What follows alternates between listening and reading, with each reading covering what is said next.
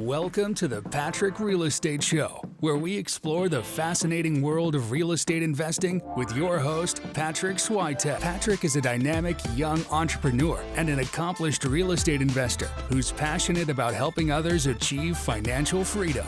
Each week, we sit down with some of the most inspiring individuals in the real estate industry and delve into their personal journeys, lessons learned, and secrets to their success. Let's dive into this week's episode. Welcome, Isaac, to the Patrick Real Estate Show. For the people that don't know Isaac, I'm just going to give a little bit of a rundown. Isaac is known to be an entrepreneur for most of his life, comes from a very entrepreneurial family, ended up in the hospitality space. At 26, he designed and built Live Oak Lake, which is an experiential, nature immersive like experience hospitality asset, and it was wildly successful. It grossed $1 million in the first year, and ever since then, after selling Live Oak Lake, you founded Experiential Hospitality, teaching other people how to create that experiential feel to the hospitality world, and since then, you've helped a lot of dozens and dozens of people do the same thing with their with their building, what they're working on, right? I think it'd be really interesting to have Isaac on here to chat about a little bit about his backstory, but also how you can implement experiential hospitality into what you're doing. Without further ado, Isaac, welcome to the show. Patrick, thanks for having me on. Of course. We have to know, obviously entrepreneurial family. Let's give a little bit of rundown. What was that like growing up in an entrepreneurial family? What kind of ideals, being homeschooled, and maybe you can walk us through that a little? Yeah, so I'm one of 10 kids and have 7 brothers, 2 sisters, was homeschooled, grew up on a farm here in Central Texas, and so I was saving money and buying farm animals since I was as long as I can remember, and starting businesses. Being homeschooled was a big advantage for me because it gave me a lot of flexibility to really pursue and experiment with different ideas that I had. And then, of course, being in the farm context was also helpful because I was outside and I was working with my hands a lot, which I think is really important for people, really anyone who's like a builder by nature, to really get that hands-on early kind of formative experience. It was very important for me, at least. And when I was 14, 15 years old, I started studying bookkeeping because I wanted to be an entrepreneur and I felt like accounting was going to be helpful as a foundation. So I learned bookkeeping, tax prep, accounting, and then I started working for my dad, who had a small construction business when I was 15, 16 summers as a general laborer, and worked my way up through the trades. And then by the time I was 19, was running projects as a PM, and then, got 5-6 years of experience in construction. So a nice rounded education as a general contractor. And then I moved from Idaho to Texas. I was born and raised in Texas, but we had moved to Idaho when I was 12, and I was there for 10 years. So I moved back to Texas in my early 20s and got married. And then I was thinking, what do I want to do next? At the time I was doing bookkeeping. I had a cloud-based accounting company that I had just started. This was early 2021. So I was 24 and had this idea. I guess I should mention I was also very into art as a kid, and I still am. I actually am sitting in my art studio right now, but painting and drawing, my grandma gave me lessons growing up and really nurtured in me this love for art, architecture, design. So it's a weird mixture of interest between the accounting and the art and then construction and just entrepreneur in general. But I like keeping things interesting and being as diversified as possible. I had this dream to build this really beautifully designed property, this village of cabins, for lack of better term, and started looking for land. And then, just in a nutshell, you gave the highlights, but found 5 acres that was $33,000 just down the road from where I live. And it was just a thicket, but the drone photo on Zillow showed this little cow pond in the middle. What's a cow pond? It's just a little muddy 100-foot by 100-foot little swale of muddy water. This is the makings of something. And there were a few beautiful live oak trees. And I went over there and literally got chills when I set foot on the property. This is the spot. Was under contract that day. Had $19,000 roughly, give or take, to my name. But within a day or two had gotten commitments from friends and family to help me close on the property. It was a 30-day close, all cash. And then I just got to work immediately. I hit the ground running. Those 30 days, I pounded the pavement with banks, first drafted up some plans of exactly what I wanted to do. It's rural Texas, didn't need much in the way of engineering or permitting, so was able to just really draft up a plan overnight, and then had a really crude model of cash flow and cost. Initially estimated the project at 1.6 million, ended up costing us 2.3. Long story short, got turned down by several banks, finally got yes from one to have my dad and brothers as guarantors on that. I had to personally guarantee it, of course, but was able to finally get the financing. And then 9.5 months later, designed and built the whole project from start to finish, opened in January of 2022. 2 weeks into that, got kicked off of Airbnb with no warning or explanation, which was exactly the kick in the seat of my pants that I needed. Just made me immediately think outside the box. It's a pretty bad feeling when you've spent millions of dollars of money, of other people's money, and your entire business is effectively shut down. That forced me to experiment with Instagram, ran a paid influencer giveaway, cost us $900, generated over $40,000 in bookings in 7 days, and several thousand followers for our new Live Oak Lake Instagram account. As fate would have it, we got restored on Airbnb. A couple days later, it'd been a glitch of some kind with their algorithm, but it was the perfect timing. You could not have timed that better. We went all in on Instagram. Fast forward a year, we grew 100,000 followers, 80% plus direct bookings, 95% occupancy. You mentioned over $1 million top line, about $530,000 of net that first year. So it was pretty wild for 7 cabins. And then fast forward another 7 or 8 months, only 18 to 20 months after we first opened, and we sold the whole property for $1 million a key. About $4.7 million of value created in 18 months. That's amazing. I have a lot of things to digest there, a lot. First things first, I know there's going to be some people that are listening that are parents. People ask me this all the time. I started my first company when I was 14, right? And so that I sold it when I was 18. I was making $40,000 a year in the tech space, building servers and doing that kind of thing. Now, people always ask me, what did your parents do that allowed you to grow up in an environment where you're thinking entrepreneurial as an entrepreneur and thinking as a problem solver as opposed to the way the normal kids go about their days? When normal kids saw snow, they saw, okay, I can play and make snowmen or snow forts. When I saw snow, I saw, wow, I can make some money because people's driveways are going to need to be shoveled, right? So it's like very different mindset. Curious, with the homeschooling, very interesting. I had a friend growing up that was also homeschooled. He also has that same, he's very artistically inclined as well. Curious, like, how did that curriculum affect your life? How do you think homeschooling from just a holistic trending perspective, how do you think that impacted you as a kid? I think it was less about the curriculum and more about my parents' connection with us as kids. And choosing to homeschool us, it was a very intentional decision. And homeschooling has progressively gotten more and more popular, which is a good thing in my opinion. But it wasn't as popular when they did it. I grew up in the context of a Christian community, so we weren't just an individual family that was out there trying to figure it out. My parents were all of us, very connected to other families and other parents that were also aligned with values, trying to find their way together. But yeah, I would say it was like the connection. Also, my grandparents who lived right down the road on both sides were very involved in our lives. And my grandfather was a fine home builder and just the most towering influence and example for me that you could ever ask for. And he was just like as a little vignette into kind of what he was like in his life.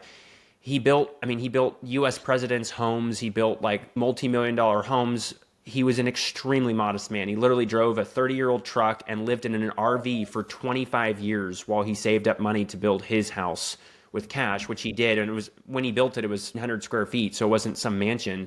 But everything he did was so intentional and so well.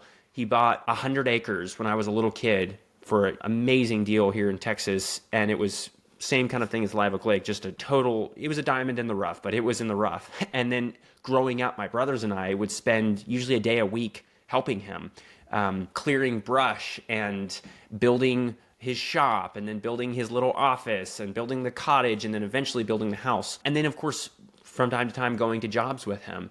And so having all of these influences, my dad, my grandfather, my grandmother with the art, my mom teaching us most of our school, having all of these people like literally related to me that truly cared about me and were investing into me, not in some kind of a monetary way, but more in terms of character, in terms of what really matters, I would say, and instilling an attention to detail and just an overall sense of care and a pursuit of excellence from a very young age was such an intangible but such a priceless investment that I owe back to them as far as the credit for whatever I have today. So the homeschooling was a side benefit because it did allow for, like I mentioned, so much flexibility in our schedule. And we were able to work in businesses that and it wasn't just me, several of my siblings are very entrepreneurial as well, but that we were starting when we were little kids into the school, and we had the flexibility we would be studying a subject and maybe that would inspire a business idea. Or, I still remember there was a short season of life. My parents gave us an allowance. We weren't rich by any standard growing up, but they gave us like dollars a month.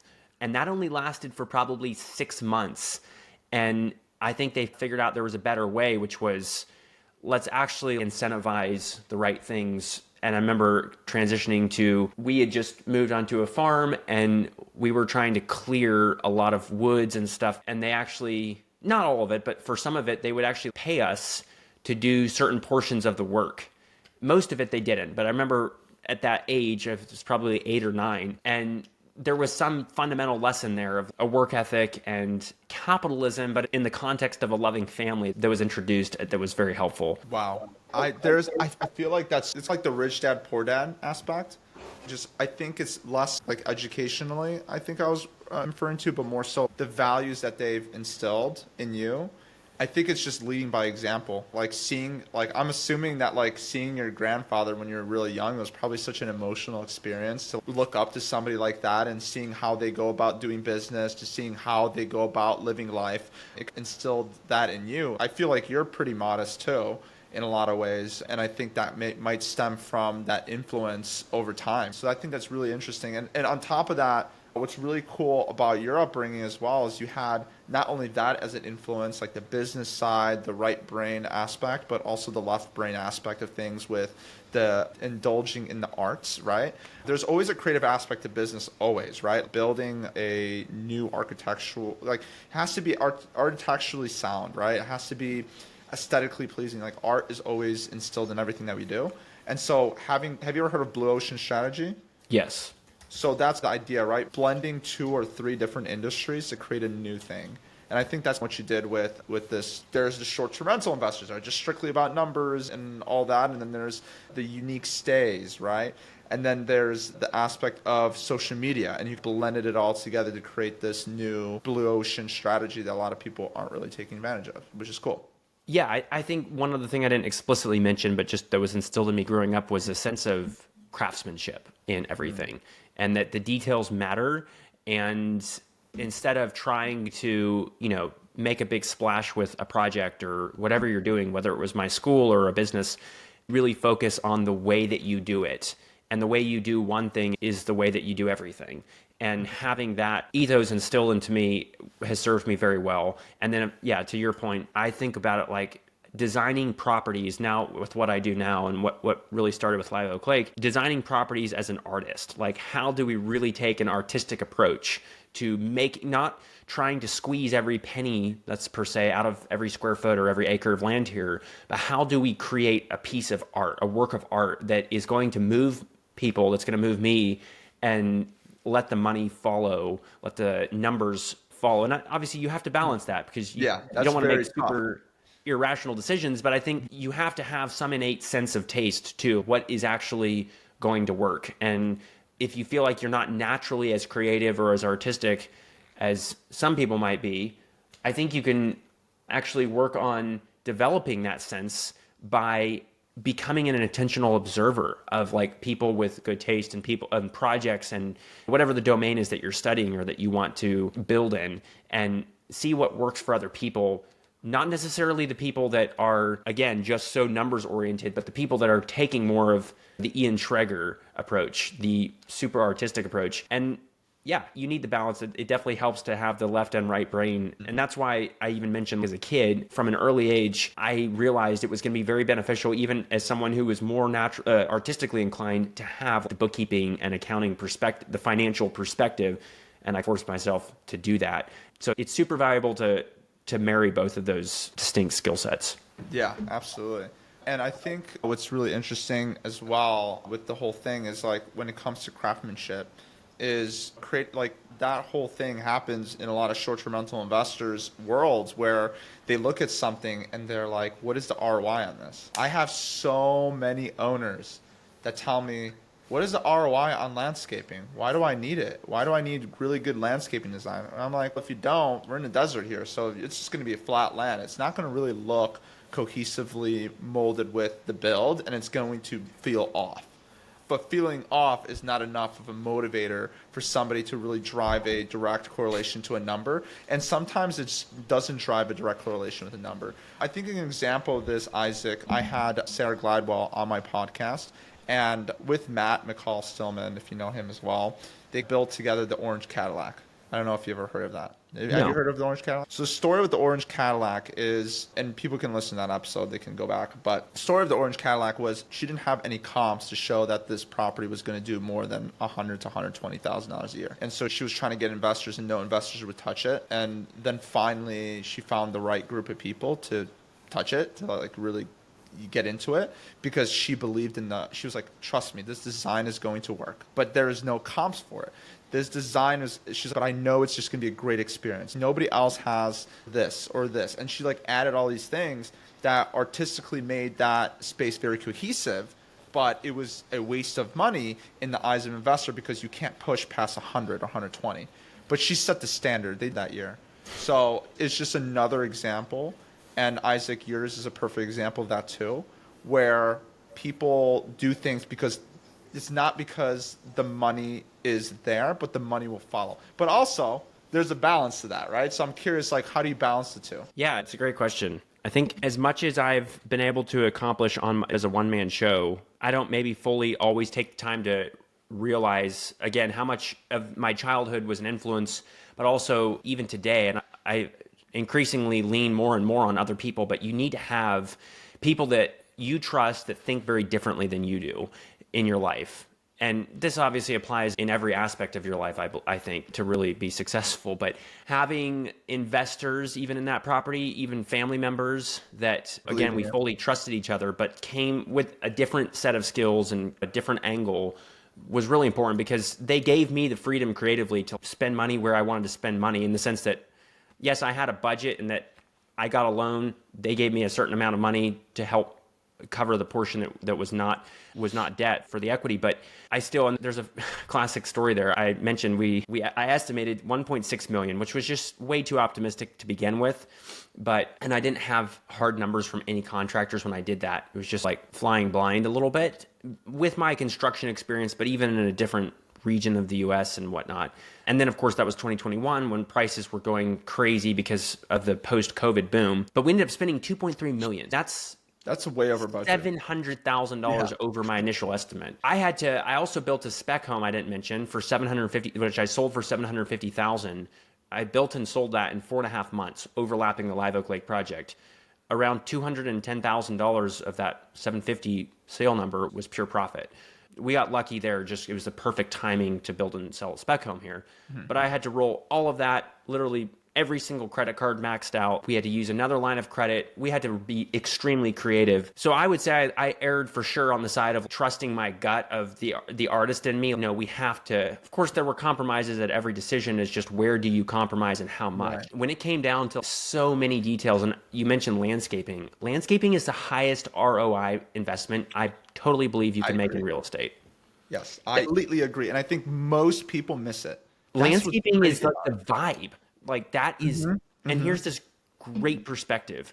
So buildings depreciate. Now, real estate appreciates, but a building never appreciates over time.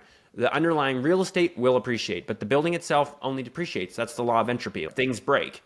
Wood rots, needs to be repainted, roofs need to be replaced. However, landscapes appreciate, just like the underlying piece of dirt. And so the day you plant the tree is the least valuable that tree is going to be until the day it dies. And so number one, you want to do landscaping as soon as you can. Obviously, if you're doing a ground up, then you need to get your construction done before you do that.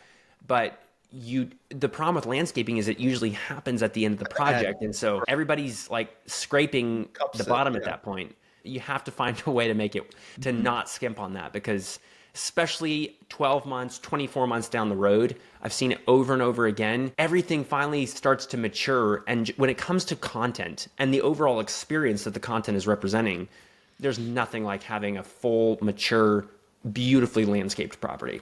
This is weird. What taught me that more than anything, I have season passes to Disneyland. I'm close by. I'm like 40 minute drive.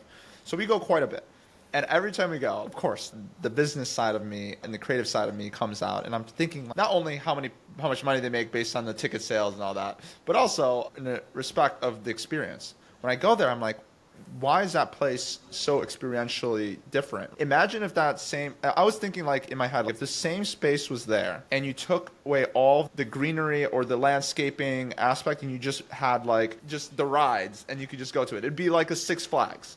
And that's what it would be, right? That's the product. But then what Disney is, because they have the natural landscapes and they have the landscaping and all of that, and the hidden speakers and like all of these very intentionally designed aspects. For example, just really like for like Thunder Mountain, like not being able to see Thunder Mountain when you're in a different area, and so making that a little smaller so you can like never visually see that different area, because then it would just ruin the experience. Like small design choices like that, the details, that the craftsmanship that make it so that the experience is just tremendous, right? And so I think that's the idea here. Obviously, you don't have to have a budget like Disney to do what you do, but having just a new build without landscaping is just so off. You're not trying to build a Six Flags, you're trying to build a Disneyland experience. And look at Disneyland versus Six Flags. Six Flags got bought out by Not Berry Farms just recently because they were failing. And so, or I believe that's the case. Fact check me actually, but I think that's the case. But I know Disney is a lot more successful in that regard. I love it. There's a great book, Be Our Guest, that kind of walks through that whole philosophy of Disney, and again, like attention to detail, but also comparing like basically work is theater, and specifically like Disney, the entire real estate, the property is theater, and even the way that they call their employees cast members, and of course all customers are guests. Language intentional too. Very intentional. There's another great book I've been reading called The Experience Economy that comes with a slightly different angle, but really drills down on this point that, and I know I'm moving beyond this topic of landscaping, but really this idea of doing things with intention, but that everything is a show, whether everyone is acting, and that's not a bad thing. And it gives examples of the shoe shine dude in the airport, such a place that everybody loves, who's been doing that for 30 years, or this random cab driver in New York who's technically not like the best cab driver when it comes to maybe the speed, maybe there's somebody who can get you there 20% faster, but whose entertainment and overall experiential factor is like several hundred times what the best one would technically be, and yet this guy is the one who's literally become an icon because of it, because people literally just want to go sit in his cab for the experience, or they want to get their shoe shine for the experience. And the sensory touch points, the sounds, the smells, the language, the overall experience, like everything is intentional. Disney's a great example of that. Do you believe in the philosophy that stories sell? Absolutely. I think that's also the thing there, right? With the cab driver, with the shoe shine aspect. I think the one story that stuck with me was the story of like fragrances, right? There was this I forgot exactly how it went, but there was this, I think it was in Europe, this guy didn't want to buy anything, but got drawn into this one story from this one salesperson, and he bought the cologne because it was like a story about a man growing up, and how he like created the cologne, and how it was so interesting and trinket. Like this whole story like literally sold him on the idea of, there was like specific values attached to that story, that like it was just like the upbringing, and I don't know, something like that. It was just, the story just sold. And I think it's the whole idea is, and going back to listings and Airbnb and short-term rentals, Isaac, this is something I do with every listing. I tell a story through the photos always. Owners will stop me and be like, let's just launch, right? Trying to rush the creative process. And I tell them every time, your launch won't be as good if you don't intentionally design these listings with me. That means we're getting multiple sets of lifestyle influencers that come in, different vibes and different aspects of the space. We're going to showcase different aspects of the space. We have a strict guideline that they have to follow. Don't ever look at the camera. You're there to experience whatever you're there to experience, and you're showcasing an amenity, but you're not doing X, Y, and Z. So we have strict guidelines that we have them do. And because of that, these photos turn out really good. It makes you feel like you're there. And so we put this listing together. We even people don't like this, but we Photoshop stuff out. If there's something that's like ruining the photo, because I want people to feel a certain way. And not that I Photoshop all the photos, but especially the first 5 to 15, because that's usually what people do is they'll go on Airbnb and they'll swipe through 15 photos and they want a story to be told, right? A girl with a guitar sitting next to the fire in a conversation pit with 2 other people has a very different feeling than just a conversation pit just in the middle of the room, right? So telling that story, and really that's our best listings do that. And anyways, I bring that attention to detail into the space because that's what sells. And I'm curious now, in your perspective, in your world, how do you create properties that sell, and how do you tell the story? Let's say, for example, Live Oak Lake. Yeah, so every detail was intentional. So the way I think about creating a property that's one of a kind is the land. You really need to start with the land, because the land is if not is one of the main characters of your story. And so it's going to be different for every property. And Live Oak Lake was a ground up property, but maybe you're working with an old building or you're repurposing something that was something else. Then you already have a story that you can then write another chapter to. Like we did an old train car that we bought for $3,000. Have you seen that, Patrick? Yeah, I've seen it. Yeah. Yeah, and spent about 100 and turned it into this incredible one of a kind, just a one-off stay, built a depot roof around it, restored it. And that's an incredible story because you have spike marks in the floor of the loggers that rode that train 100 years ago, and you have the old accoutrements and pieces of equipment that were used when that was carrying cargo.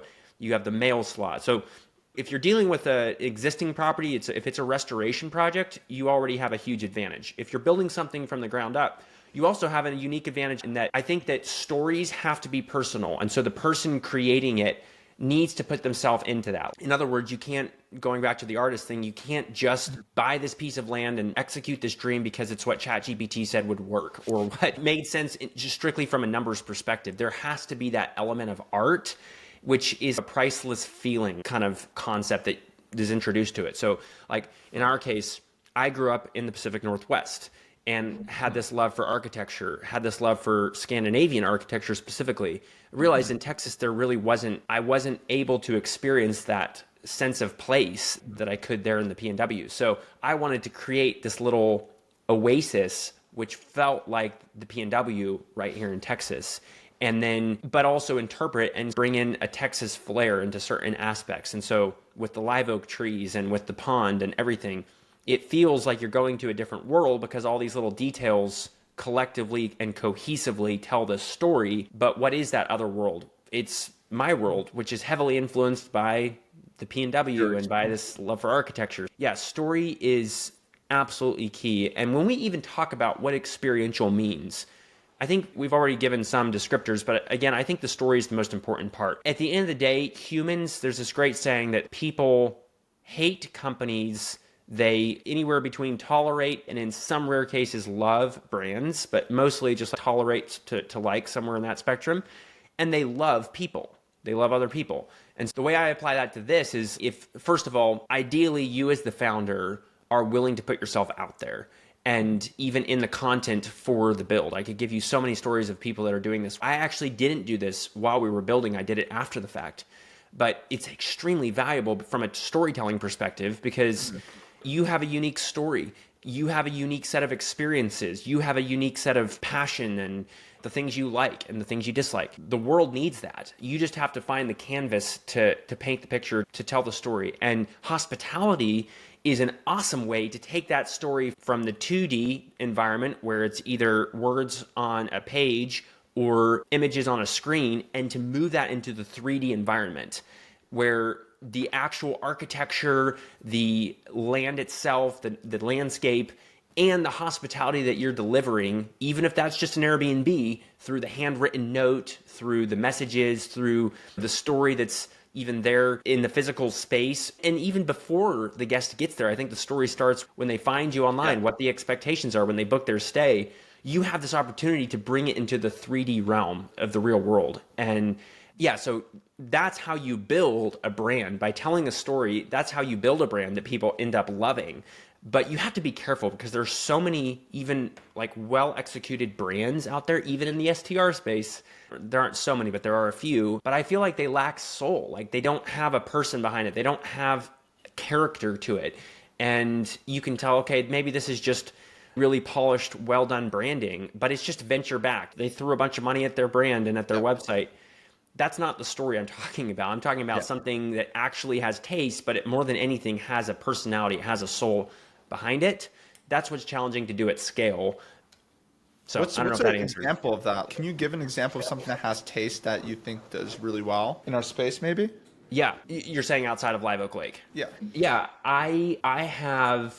Do you know Devin Lilrop? So this is a friend of mine. You probably will know him once I tell you, but he designed and built with his two hands this shipping container home in Washington State. It's called the Pacific Bin, B-I-N, and it's 5 shipping containers stacked on top of each other. Dude, he got 1.5 million followers between TikTok and Instagram in 12 months while he built it, just documenting that process. And so he put himself into that story. He's an engineer. He's a 24-year-old kid. He is, you should have him on the podcast. Yeah, after this, let me know. Seriously. He's an engineer, so he already had some like technical know-how. He built his own plans and all of that. But he literally went out there with shipping containers, is torching openings, dropping pieces of steel, was a genius at the content side of it. He literally used his iPhone and a $20 tripod to do it. But a lot of time lapses, befores and afters.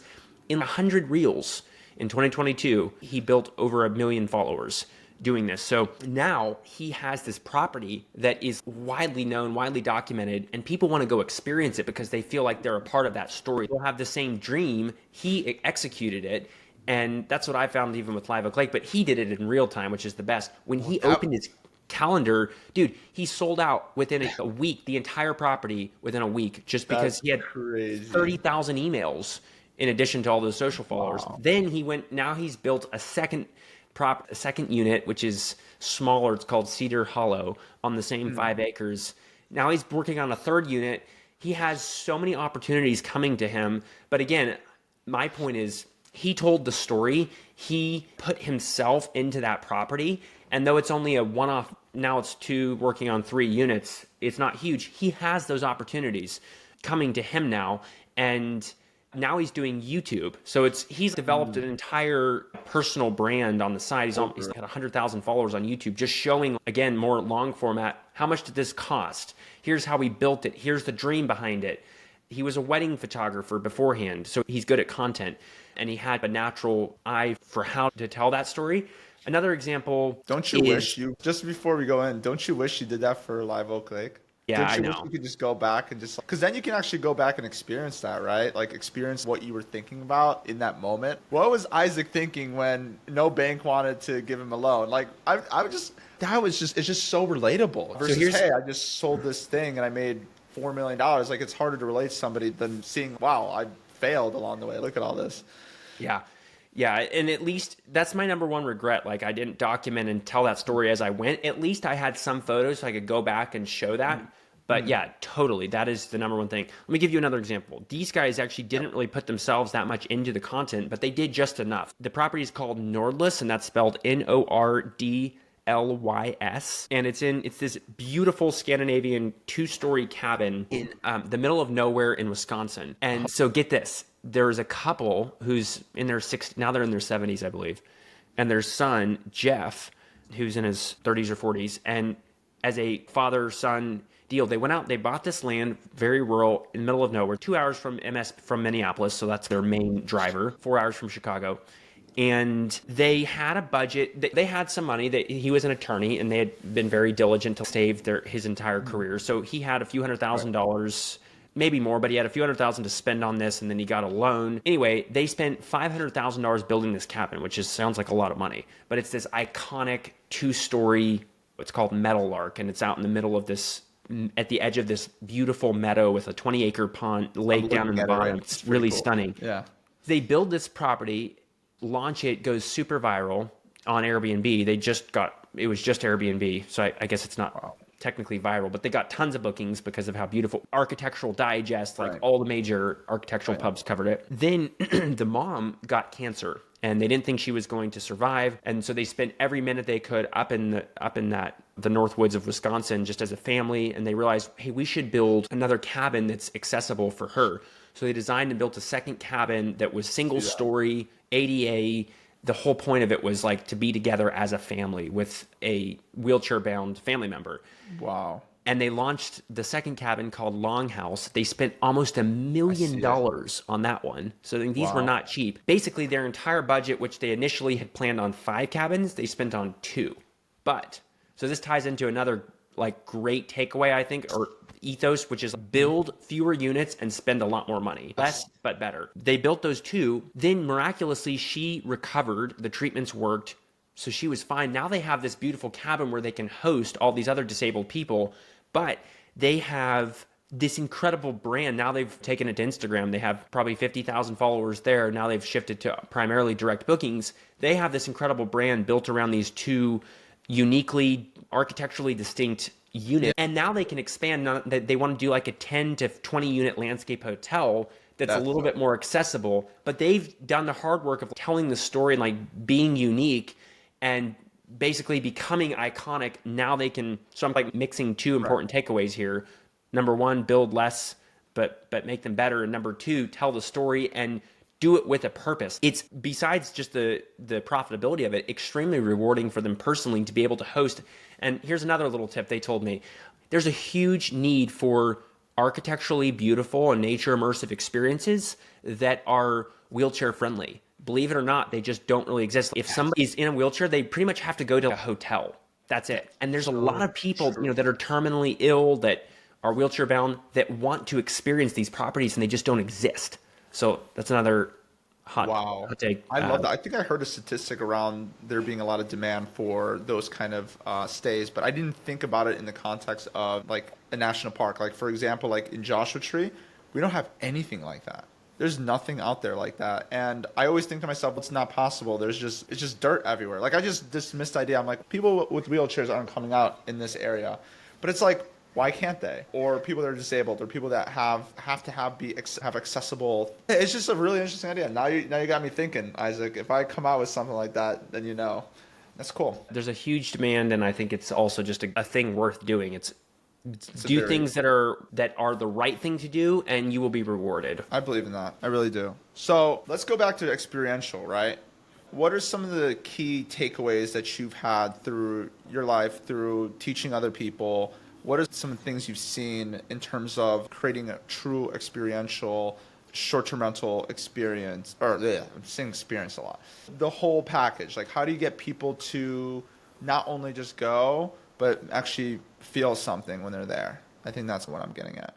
Yeah, I know we keep going back to it a lot, but I think you have to put yourself into it. There's a great quote about writing, and it's something like, if you don't feel nothing, then your reader's going to feel nothing. Are you not surprised by the story that you're writing? Then your reader's not going to be surprised by the story you're writing. And I think that applies for the creation of these kind of properties too, which is basically design it for an audience of one, which is yourself. And just a lot of people say write for an audience of one, and it's going to resonate with other people. So I, again, always put more emphasis on what feels like the right thing and trying to tune into that. Back to the example of Live Oak Lake, when I walked on the property, it felt like this was the place for this. Even though it was overgrown and it didn't necessarily scream experiential, I just could see these cabins reflecting in the water, even though the water was muddy or whatever. It didn't matter because I could just feel like this was the place. And I think that's something that everyone can tune that intuition to, even though some people may have more of it. So always lean on the side of, I think, what feels right versus what makes sense from like a numbers perspective. Let the numbers follow. But yeah, besides the storytelling, so building in public if you can, and developing that family, that cult following as you go before you even open, which also just gives you a massive advantage financially because out the gate you already have demand baked in, as well as the repeat, the people that are wanting to come back. I think introducing some distinction, if you're going to do a landscape hotel, micro resort where you have multiple units, make those somewhat distinct while also cohesive at the same time. So with Live Oak Lake, if anything, I wish we had gone slightly more distinct, like the Nordless example I just gave you. Nordless is actually a fantastic example. They're very aligned in that they're Nordic architecture, a lot of glass, nature immersive, but they're entirely different beasts, like those two units. Live Oak, they're very similar. There's different floor plans. And then the way we differentiated was the placement. So they're all at a different angle, a different location on the property. We named them fun names like Shadow Bend and Cedar Brook and White Rock, depending on the natural features or the orientation. We used some different art in each of them, but we probably lean more on the cohesive side of that spectrum and less on the differentiation. But I feel if you have differentiation while also not feeling like this is just a total sandwich of amenities and style. Can we talk about that? Because not to cut you off, I'm sorry, but what do you think about those people that really just think, oh, well, experiential, I'm just going to stuff like 10 amenities on site? And for example, they would have looked at your project and been like, Live Oak Lake is great, but let's put saunas out there, let's put hot tubs, let's put pickleball courts, let's put a pool, like hot tubs. Is that really cold plunges? Is that really amenity stacking is like the thing that's happening right now in our space? I'm curious your thoughts on that, just overall. Yeah. Just you smirking. Are you on real estate Twitter at all? A little bit. I do go into the Zillow Gone Wild where they get like really crazy Zillow listings. Yeah. There's a whole STR community there, and I feel, especially about a year ago and even 2 years ago, but it's still going on. As a friend of mine put it, we're in an amenities arms race. It's crazy. People have to outdo each other, literally creating their own little miniature Disney or Six Flags. And some of those properties are really cool. Like I know a guy who's extremely successful he built RV Share and sold it. He's a serious guy. He owns probably 40 of these like literally mini resort properties. It's a 10 to 20 bedroom with every amenity you can imagine. I think there's a market for it. That's his deal. It doesn't personally excite me that much because it's less design and more, or even when we talk about design, I feel like some of those things get a little kitschy. Maybe not his, but a lot of people's do where it's, dude. I'm not going to call out the company, but the blue and I know the what you're red talking about. and like the back I'm talking about. The neon lights and the mural and the this and the that. And people even take the term Instagrammable too seriously in that sense. Yeah. I even use that carefully or try to because I don't mean that. And I think that's what a lot of people mean. Oh, we just need another little thing here that people are going to want to get a photo of and they're going to want this. It's a salad. It doesn't make it. It's not going to work. It might work in the short term and they'll boast about all their numbers, but I don't think they're still going to be boasting in even 24 months from now. So always go timeless over trendy when it comes to design and amenities. There's nothing wrong with adding more amenities if you have the space and it fits into that story that you want to tell, but you don't need it. And sometimes less is more. So here's a great example. I just told this story on social media, but there's a guy I know. Have you ever heard of evergreen cabins? Yes, of course. Okay, so I just basically did the deep dive on it, but he's in, and I think probably everybody's seen this property because it's gone mega viral. He's got a great story, by the way. In 2016, he was a carpenter, just paycheck to paycheck, realized I don't have anything to really pass down to my family, my kids. His wife had just gotten pregnant with their first child. Then they had this terrible accident where his wife, who's pregnant, gets rear-ended by a drunk driver at a stoplight. He's going 50 miles an hour. Thankfully, miraculously, the baby was saved. She was okay. But he takes the settlement from that. So they got $25,000 out of that whole fiasco, which doesn't even sound like very much. But it was just enough to buy 5 acres in upstate New York for $28,000. And then he lived in Connecticut every weekend for 3 years. He drove up there and just by himself designed and built this A-frame on this property. It's amazing. It's Evergreen Cabins A-frame. Look it up. And it cost him $85,000 all in. But this feature, and this is getting to your question and the example I want to give, he built for $800 out of an overhead door motor, some gasket, and some metal track. He built this slide-out bed on the second story of this A-frame. Wow. So it slides out under the stars. It's this bed. It's unbelievably iconic. He told me they've gotten 100 million views cumulatively since they first built it. It's gone mega viral on every platform. It's been featured in every magazine, and he built it for literally that one feature. Then he built a tree house like a year later that has a suspension bridge entrance. And you've probably seen some of these before, but his is, again, super iconic. It was maybe a couple $1,000s in materials and cost to actually do that. But it gives you this moment that's truly Instagrammable, that's truly timeless. What's fun about that cabin was he has this big glass window, and he realized he was staying there right after he had finished the construction, and he heard this thud, thud, thud one morning when he woke up. He goes downstairs, and there's this territorial buck that's ramming its antlers into the glass because it thought it was another deer. And so, we got to solve this. The solution, he digs a little pond that's literally, I call it a pond, it's 10 feet by 15 feet, lines it with rock, and does a recirculating 40-foot waterfall down the hillside, builds a little miniature dock, like 6 feet long, and he nestles all this up next to the glass so the deer can't get there anymore. He has this beautiful little feature. And then it was built out of necessity, though. That was out of necessity, exactly, but thinking creatively about it and not spending... Not breaking the bank. That's the thing about like good taste. It doesn't require, the secret to style and taste is not more money, it's knowledge and being creative. So then he built another unit with a 16-foot indoor waterfall, which is cool. It's actually my least favorite out of all of those, but it's amazing. And then now he's building a mirrored cabin. And you've probably seen those mirrored cabins. We have one in Joshua Tree. Okay, cool. This is like the coolest mirrored cabin you've ever seen. It's legit. It's got like these cutouts on the side and like this mixture of wood and mirrors, and then a 10-foot by 10-foot glass skylight in the roof. It's incredible.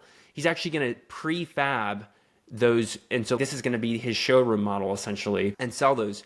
But anyway, these are units that have one, maybe two unique amenities, if you want to call it that, or features. Now he's actually doing a wellness hut, so he has more amenities. Features are what I call anchor architectural features.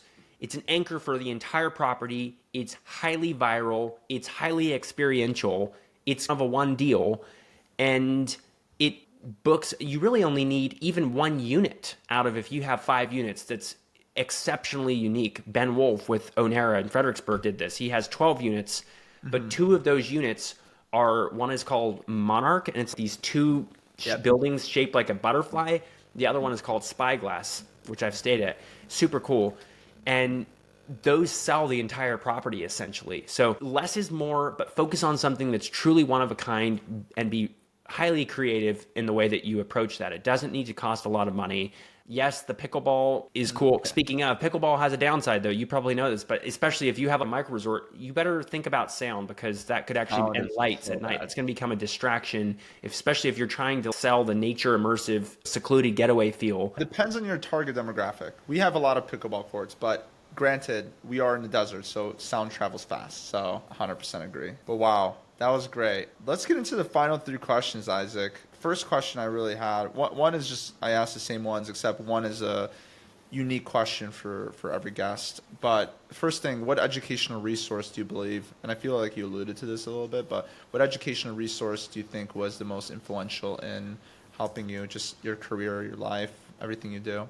Oh man, it's hard to put my finger on one thing, because I really credit my parents just with the overall childhood, but you can't cop out with that like that anymore. Honestly, finding people. So when I was building Live Oak Lake, I found 2 properties. One was Northless, which I already told you about, and the other was Hinter. You're probably familiar with Emily and Mauricio. Yes. And I didn't know them, but they had just built their projects a year or 2 ahead of me, and I consumed every piece of content. I studied every inch of their website, and I basically treated them as mentors for me, even though I didn't know them at the time. It's pretty cool that now I have a great relationship with both of them, and we're more peers. But just, I think, not copying, but finding mentors that are doing it. And shoulders for giants. Exactly, and not even necessarily knowing them personally, even at first, but using that inspiration to inspire and guide your decision making, and even the attention to detail and the focus on brand and storytelling that some of these folks did.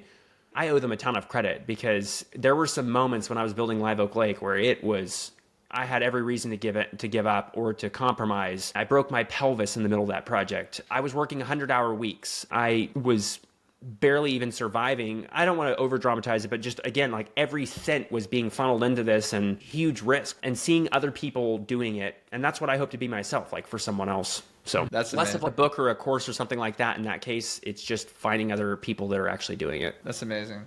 And I think that's a good segue for people that maybe want to follow you and the way you do it. How can they get in contact with you? Or how can they consume your content? Yeah, my number one thing is a newsletter, and I spend hours a week writing it, but it only takes you 3 minutes to read. I like to believe it's like hopefully the highest value thing of this nature that you can consume, but Isaac.com, you can sign up for the Experiential Hospitality newsletter, and then you can follow me on socials at @IsaacFrench_. And then one other shameless plug. I just mentioned that my number one piece of advice, if you're looking for education, is follow someone else. Because I've had so many people reach out, especially like with the micro resort genre specifically, but any kind of experiential property. And I've done a lot of consulting. I've had so much demand for that I actually created an all-in-one video-based course that walks you through the entire process from finding land to financing it to concepting and designing and building units to automating and operating it to marketing it and building a brand. And it's called the Experiential Hospitality Masterclass. And it truly has been a labor of love. We've had about 150 folks go through that. And it's super cool because a good portion of those have built or are in the process of building what I believe are like remarkable properties. And we have a whole community of builders, both those that have come through that, but also others, just peers, several of which I've mentioned today, that are all sharing knowledge there freely. So all of my creative energy is being funneled, as far as building stuff, is being funneled into those projects, and would love to have anybody who wants that. That's amazing. Last question. This is actually second one, but this is for you, Isaac, special one for you. I always like asking the question of unlimited resources to artists because I think it's always interesting what they come up with. In your case, let's say you have unlimited resources. You can build whatever you want. Money's not an issue. This is a passion project. What would you do? Like, where would it be? What would you do? How would you position it? Remember, money isn't an issue. Yeah. So within the realm of experiential, like my favorite experiential properties are probably because I grew up on a farm too, and I still live on one, but like organic agriculture hotels. There's a few of these around the world. And my two favorites are both owned by the same couple. They're a billionaire, so money isn't an issue for them. And this is literally exactly what they did.